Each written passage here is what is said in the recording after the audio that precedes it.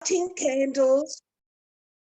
I was lighting candles on Friday night at 5:10, a minute before the actual, long before Shkia. It was 5:10. And I lit the candles and I said the brocha, and one candle went out and I relit it. Was that correct? It went out immediately? Yes, it went out immediately, and I'd already said the brocha. Yeah. You're in the middle of lighting the candles, you can relight. Had it gone out afterward, when you finished, then it would have been a problem. Yeah, do you have a goy around? No, not at all. Not at all. Okay, hi. So how do you ever want? So yes, it's okay. So even that, so it's okay till what, till Shkia time, or is it okay? No. Once you finish lighting the candles, then you start the brocha, and you're all done with the candles, you have been Mekabel Shabbos. Don't worry about the one that went out. The mitzvah. Don't you have to light one Motzei Shabbos? No. You only have to, Motzei Shabbos. I thought you meant yes, you light a candle for the one that went out. Yeah, okay, you can light it Motzei Shabbos. That's a nice practice. But while the candle that goes out immediately while you're still busy with the candles, whether the act of lighting or the bracha, you can relight. Thank you. Thank you. Rabbi Wineberg, can I ask a question about water on Shabbos when we have power outages? Water, boiling water? Yeah, if you boil it before Shabbos and then the power goes out and then it cools down completely, and when the power goes back on, can you use it? So if you have a 6-hour load shedding, by that time, the water is too cold to drink as boiled water. Then if it goes down again, it would have been reboiled on Shabbos. Right. But if you have a 2-hour load shedding, the water is still warmish. If it reheats, it's not a problem. Thank you. That's what I thought. Thank you. Rabbi, even if it's not our doing, we are not in control of that water going cool. Right. Okay. I want to finish today. This is the end of the Sefer. We're going to have a break until the end of July. So I would like to finish, and next time we'll start with volume 4. Okay, so please provide yourself volume 4 before the end of the month.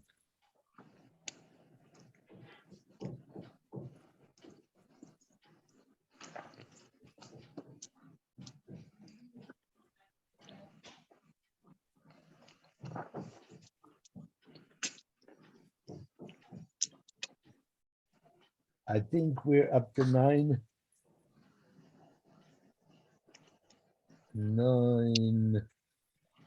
My marker is on 9:35.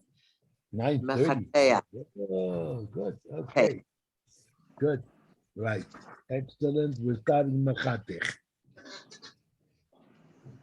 Mechataich is not the same as Korea. Mechatech means cutting, Korea means tearing, but they're two different meloches. Mechatech would apply where Korea does not apply. Korea means tearing apart two things which have been stuck together, sewn together, bonded somehow. If you tear them apart, that's the melocha of Korea. if you had in mind to restow them, to rejoin them somehow, then that's the malacha of koireya. Mechatech has to do with making a specific sheet of material according to size. You cut it along a pre-designated line, a perforated line, a drawn line, in order to cut what you need out of the material, to get what you need. So now I'm not talking about something which is unusable before it's cut, like, for example, a sheet of aluminum foil, which is not usable while it's on the roll. Tearing it off the roll, whether you cut, whether it's perforated, whether it's pre-designated or not, the issue not koireya and not machatach, but makebepatish. You're making a usable sheet where there was none before. That's makebepatish, or the Drabonon version, mistaken mono, mistaken akli.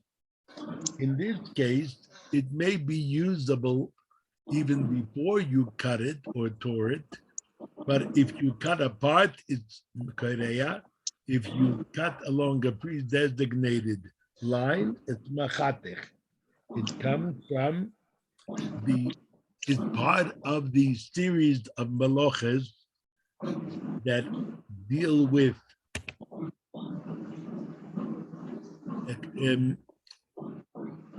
Livia, please mute everybody. When you want to ask a question, unmute yourself.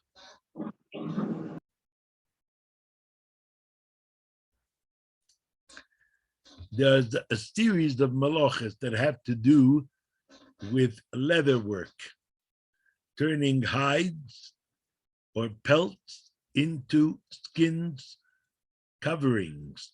The coverings of the Mishkan were made of hides or pelts. Some of the hangings. So you had to take a hide and turn it into a usable covering. And part of that was cutting the skin to a specific size. Okay, that's machatech. And we'll see how it applies. Most of the time it applies today to paper or plastic. We don't deal much with leather or making hides into anything. So the original form of the malacha in the Mishkan is no longer valid.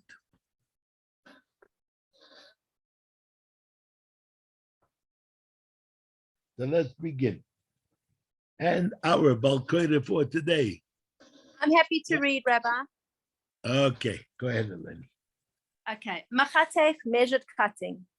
The basic premise of Mechataich, as noted in the Malacha of Mesarteh, finished hides and furs must be cut to pre-measured sizes and shapes before they can be used for any purpose.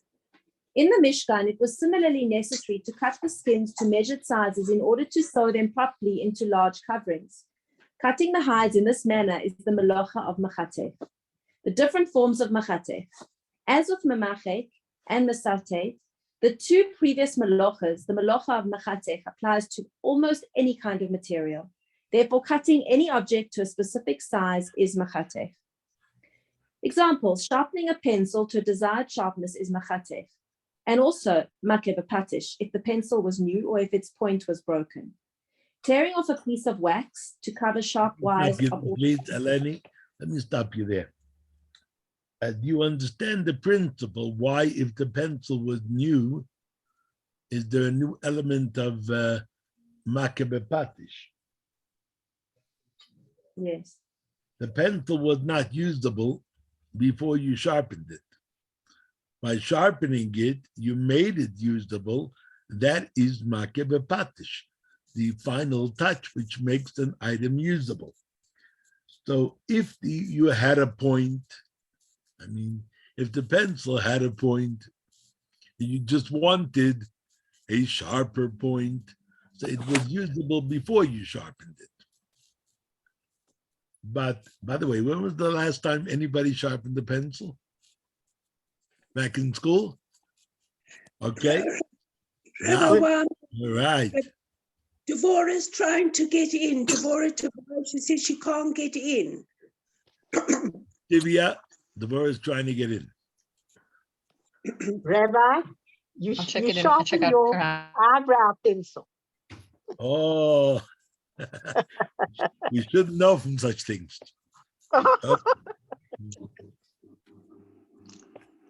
I sharpen pencils all the time.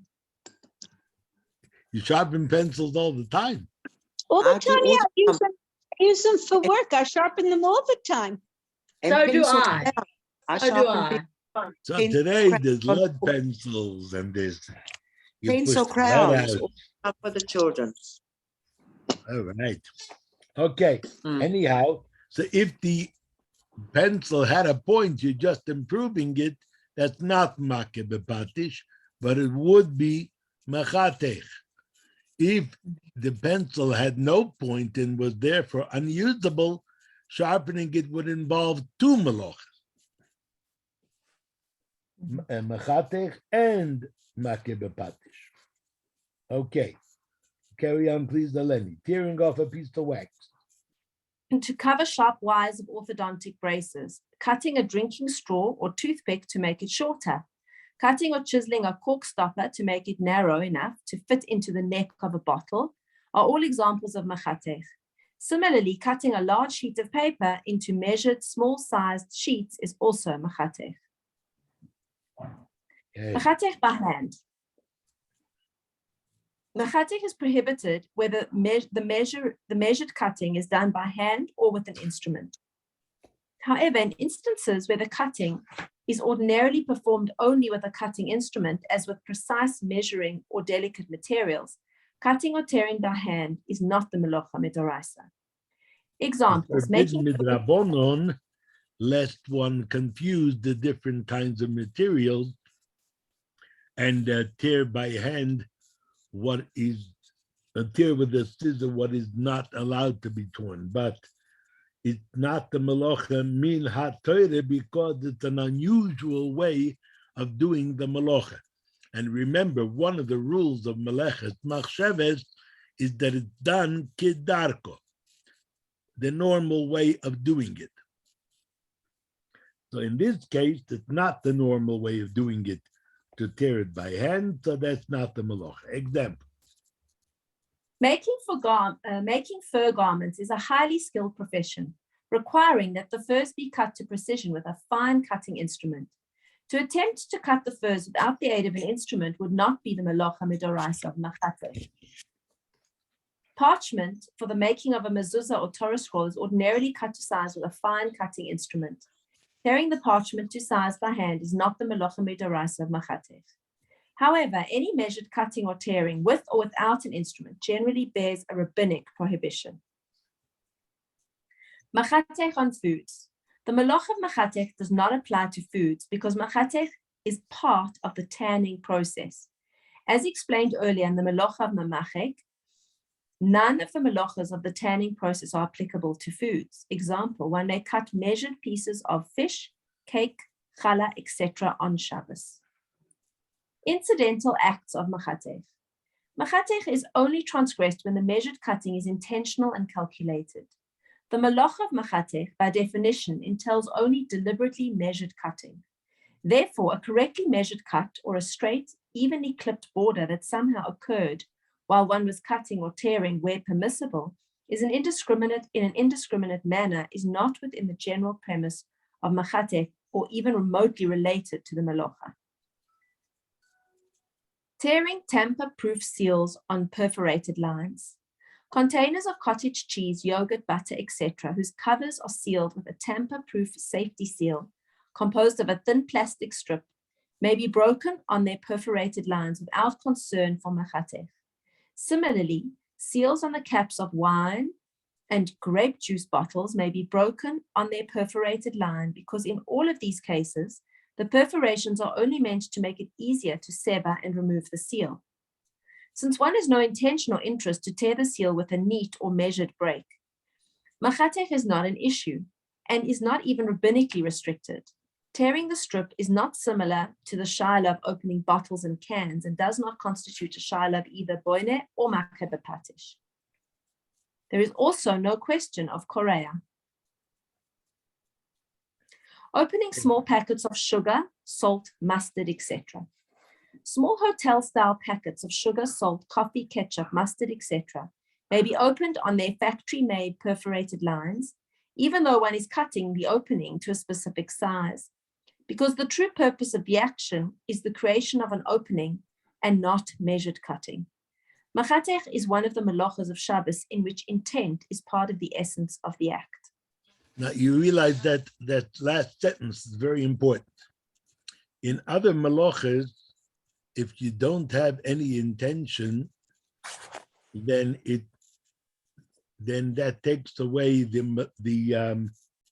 malachas machshavas, and therefore, if it's inevitable that you'll do the malacha, you're not allowed to, even though you have no intention.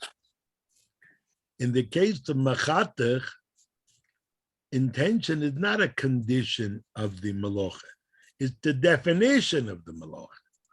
So if you're not interested in creating a specifically measured, exact cut, that isn't the malacha at all. It's not a matter of doing the malacha with intention, without intention, inevitable. That's not the point. It's that it is not the malacha of Mechataich at all. And therefore, it's okay. It's okay even with the Rabbanan. I just want to go back to the end, the last sentence in the previous paragraph where it says that opening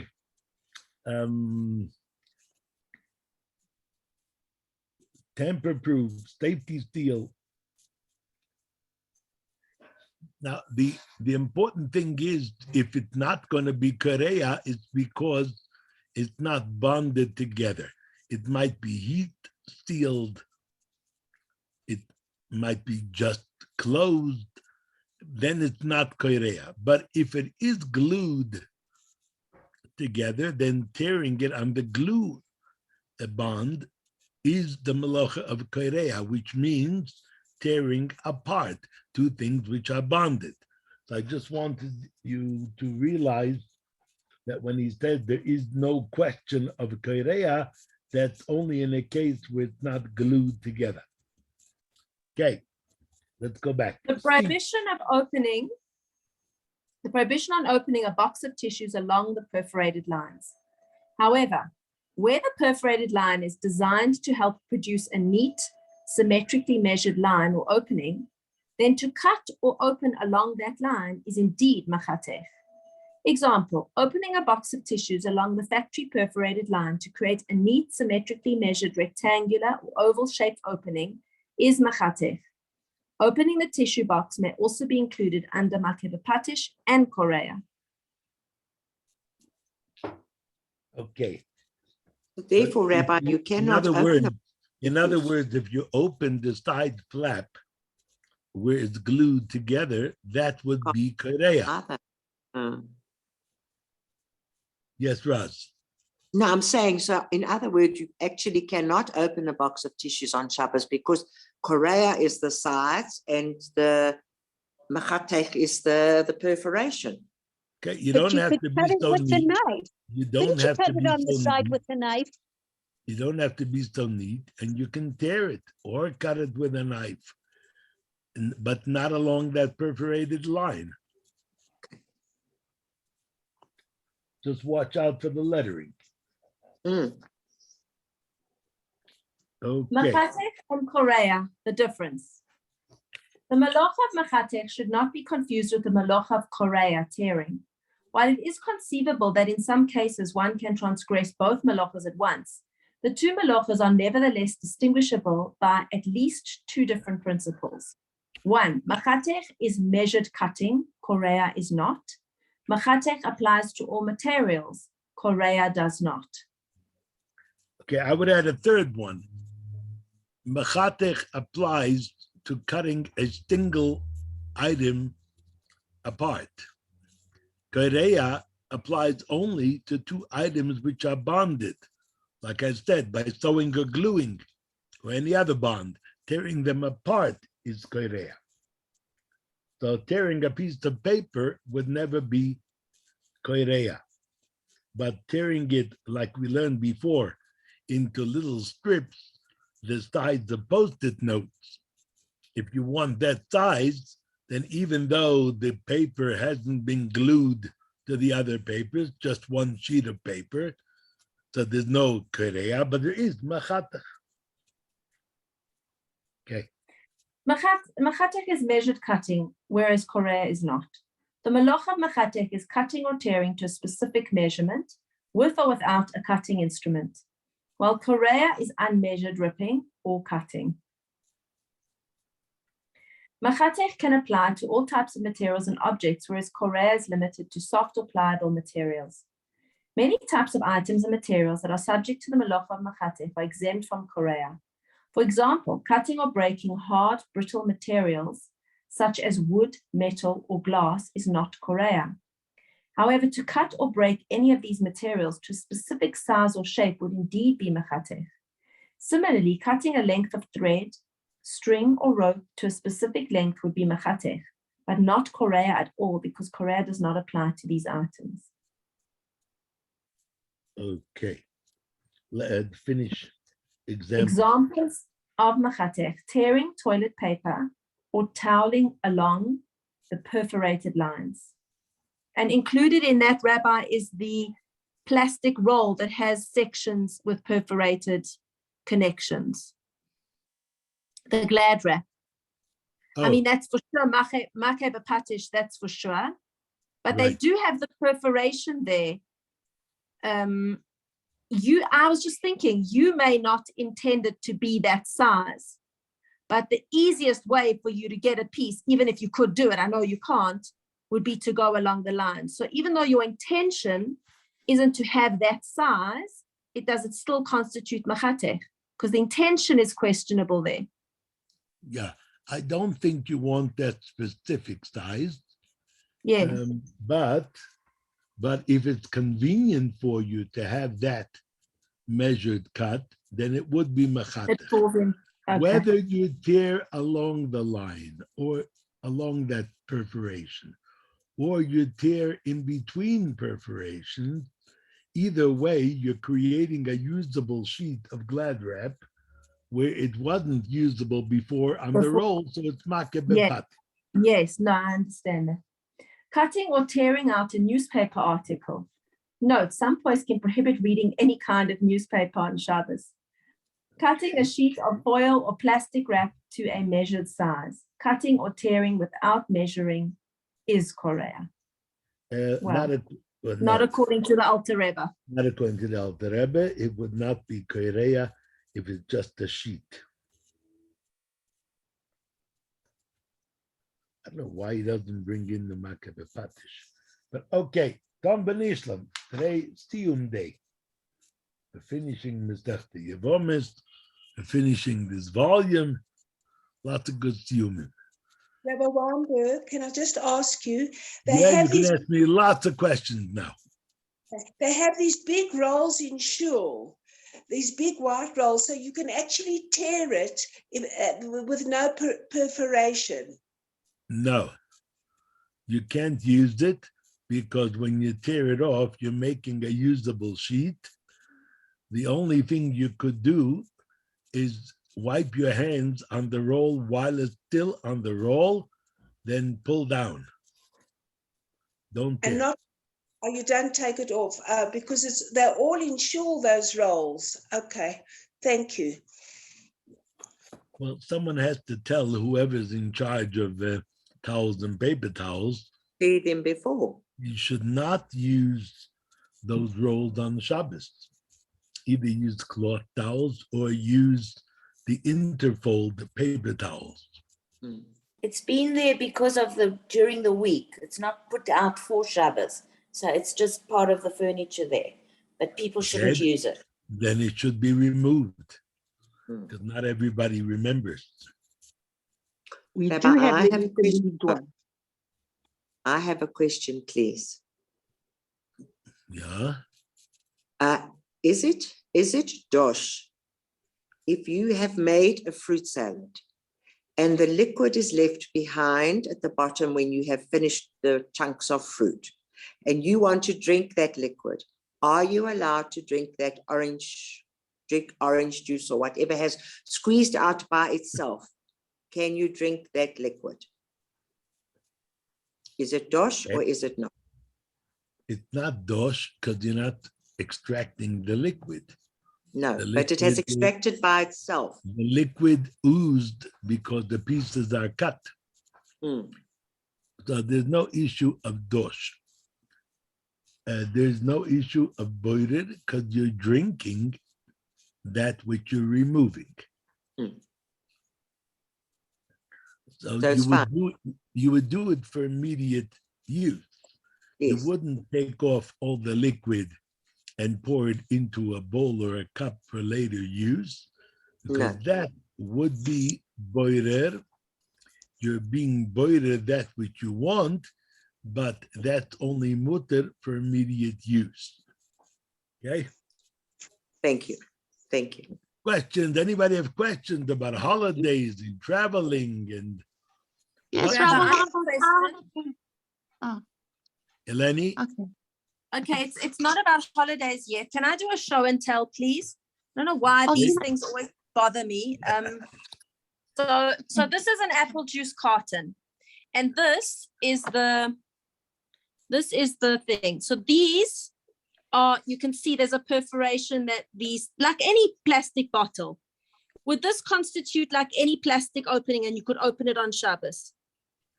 That you're That's breaking what apart we these learned. things. That's what we learned on page 937 at the top, tearing tamper-proof seals on perforated lines. Correct.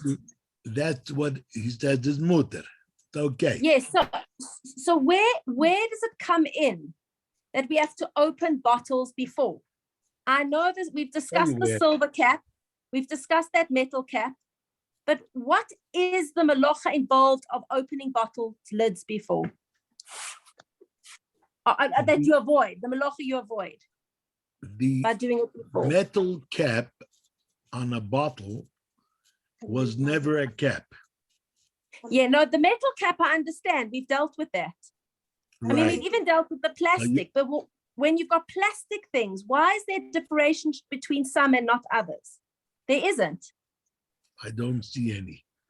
Okay, the only thing that might be is that conceivably, not that I know of it, but conceivably, they could make the plastic cap the same way they make metal cap. The tin, In other words, it's a glob of plastic pressed onto the neck of the container, and only when you remove it does it become a cap. And there the issue would be Makeh bepatish the Rabbona, if anything. But I haven't seen any such plastic caps. So this thing doesn't look suspicious to you, that there's a plastic base, right? That little plastic base there. Yeah. And then there's a plastic cap on top. That wouldn't be a blob that's just nothing suspicious about it, except possibly the date. Yeah, sure. Okay. Shoshana. Can you just clarify a toothbrush for Shabbos? You buy it at discount. How big must the gaps be between the bristles? And also a sheitel brush and a hairbrush. What is the specifications? All right.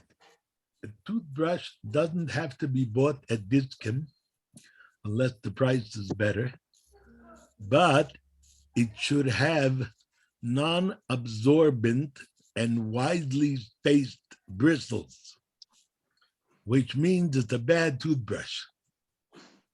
So you're only going to use it on Shabbos, because on Shabbos, you're not allowed to use the good kind, which does absorb into the fibers or does trap liquid between the fibers because they're tightly pressed together.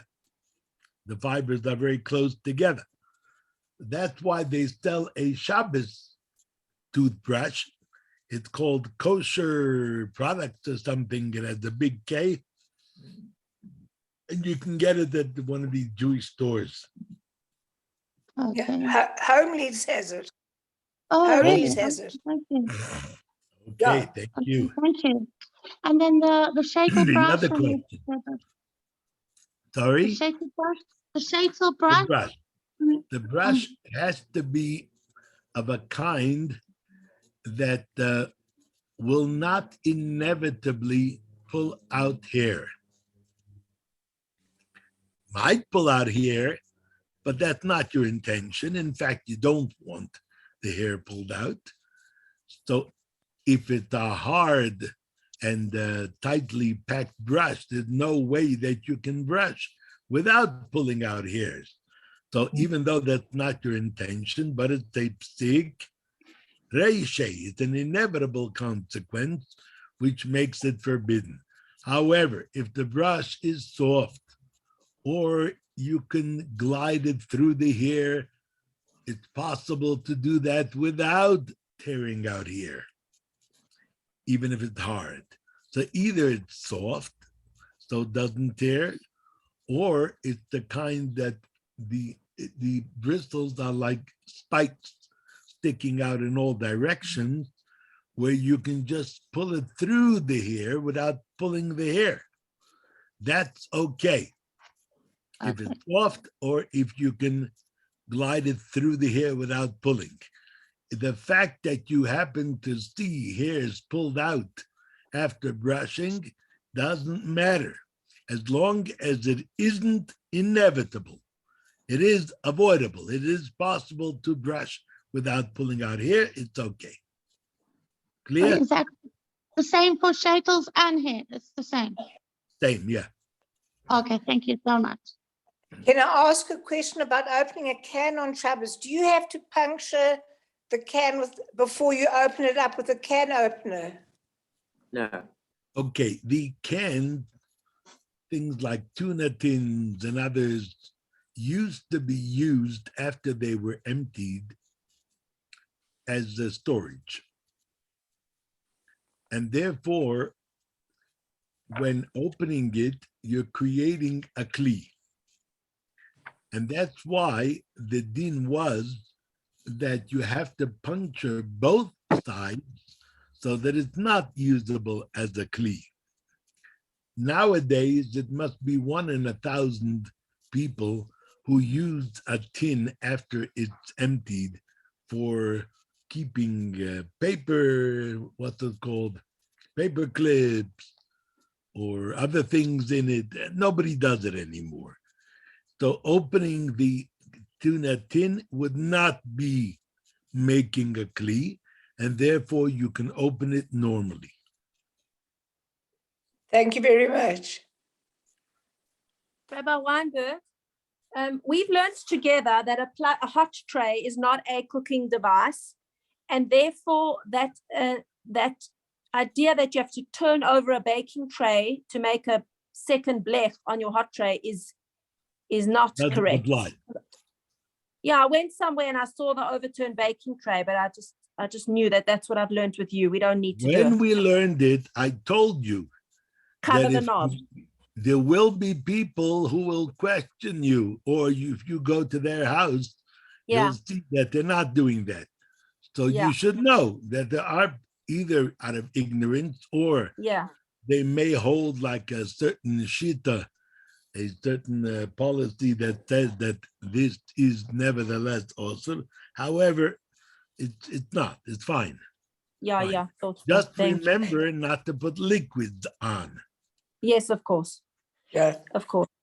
Can you serve your food directly from the hot tray and not take it off? Not if there's liquid. No. No, if there there's- isn't liquid.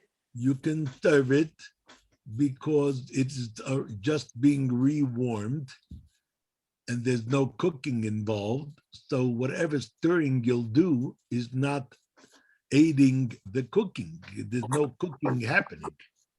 Okay? Okay, thank you. You may serve directly. Thank you. Roz, Rabbi, you if have you the put the show and liquid tell? on before Shabbos, Sorry? if you put the Yeah. liquid on before Shabbos, Yeah, is that all right? then it's fine. If Then you- it's fine. But you're not going to be allowed to put it back. Yeah. One second. What did I just say? If you put the liquid on, let's say it's a soup. Now I'm making apples, some apples with a bit of juice on it. I don't do that with the soup. Mhm. Okay, fine. Sorry, Yeah, but Rabbi, I thought that if you want to like return the soup to the hot plate, you can take it off and hold it the whole time, put it on like not on the, and have in mind to put it back. Can't you put it back? you can put it back. Yeah. But I said before that you wouldn't be able to put it back, but that's not true unless it had cooled down. If it had cooled down, you would not be allowed to put it back. But in other words, you couldn't take it out of the fridge and put it on the hot tray, whereas you could take a piece of meat out of the fridge and put it on the hot tray. Thank you.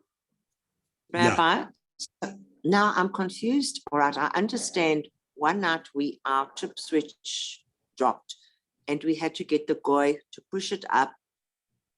And by that stage, the water in the urn was cold and it was reboiled and we had no How benefit much from it. time had gone by?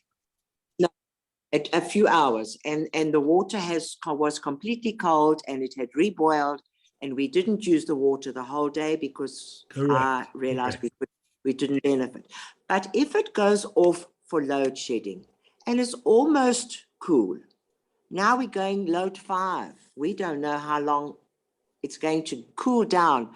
But coming back on again, you are not instrumental in bringing it back on again. It's just doing it itself. Can you still have no benefit from that water? I say that you cannot. There are those who say that you can. So I said before that if the load shedding is 2 hours, then the water is still warm. And then it's okay, even though it reboils. But if it's a 6-hour load shedding, then it will be completely cool. Even if you have a really well insulated urn, it will still be cool. And then you may not use the water. That's what I hope. There are people who say that because you're not involved in making it cook, it's just the municipality or the substation or whatever. Therefore, it's mutter to use it. I think not.